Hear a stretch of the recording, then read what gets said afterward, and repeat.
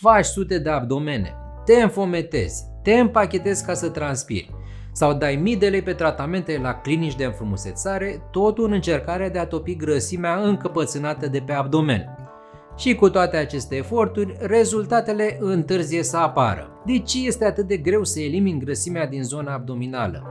Ce e de făcut ca să ai un abdomen plat și să poți purta cu încredere haine pe talie? Sunt dr. Șerban Damian, nutriționist la Centrul Superfit din București și în acest video mi-am propus să-ți ofer câteva sfaturi realiste care să te ajute să obții abdomenul plat la care visezi. Distribuția grăsimii într-o zonă sau alta a corpului este determinată genetic, deci nu poate fi modificată. Unele persoane sunt mai predispuse să depună grăsime în zona abdomenului, în timp ce altele au tendința de a aduna grăsimea pe șolduri și coapse. Grăsimea abdominală este influențată de factori precum stilul de viață, nivelul de stres, vârsta, consumul de alcool, fumatul, lipsa activității fizice. Aici există unele elemente asupra cărora ai control, deci poți interveni pentru a-ți îmbunătăți starea de sănătate. Grăsimea excesivă în zona abdominală poate fi semnul unui grad ridicat de grăsime viscerală, adică grăsimea depozitată la nivel profund în abdomen, în jurul organelor. Urmărește acest video ca să afli detalii despre grăsimea viscerală. În exces, aceasta crește riscul de accident vascular cerebral, boli cardiovasculare și diabet de tip 2. Deci este important să-ți menții greutatea în limite sănătoase, chiar dacă vei avea în continuare mai multă grăsime în zona abdomenului decât în alte părți ale corpului.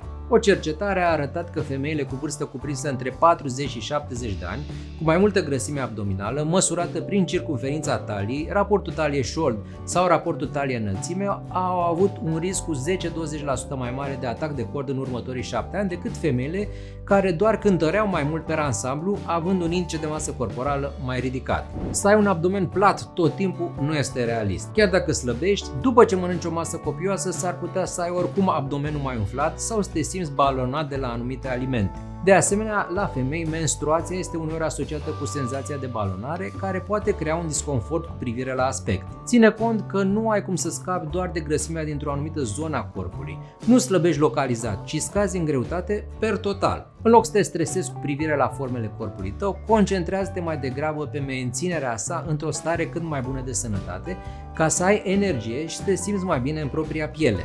Ce poți să faci ca să ai un abdomen mai plat? Fă alegeri alimentare mai sănătoase. Include în dieta ta zilnică legume, fructe, cereale integrale, pește, carne, lactate slabe și nuci. Consumă cât mai rar semi-preparate, produse de patiserie, fast food și alte alimente ce conțin în exces grăsime, sare și zahăr. Nu exagera cu deficitul caloric.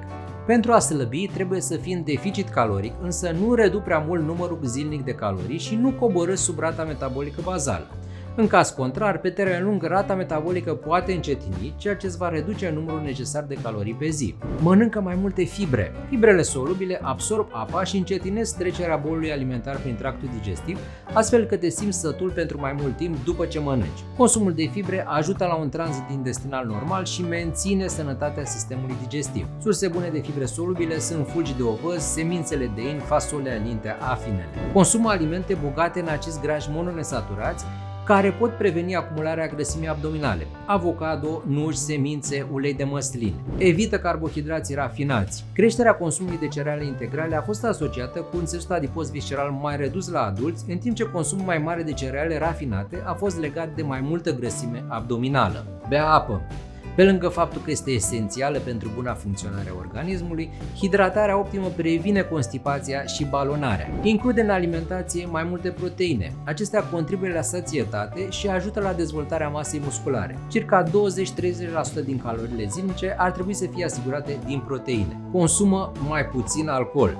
Acesta vine cu un aport suplimentar de calorii, îți poate crește pofta de mâncare și interferează cu arderea grăsimilor, făcând astfel slăbirea mai dificilă. Antrenează-te sub îndrumarea unui personal trainer care îți va crea un program de antrenament personalizat, adaptat formei tale fizice. Îți vei dezvolta astfel masa musculară și vei slăbi preponderent din masa adipoasă. Un corp puternic îți va da mai multă încredere în tine, chiar dacă nu vei arăta ca cei de pe site-urile de fitness. Ai grijă la stres.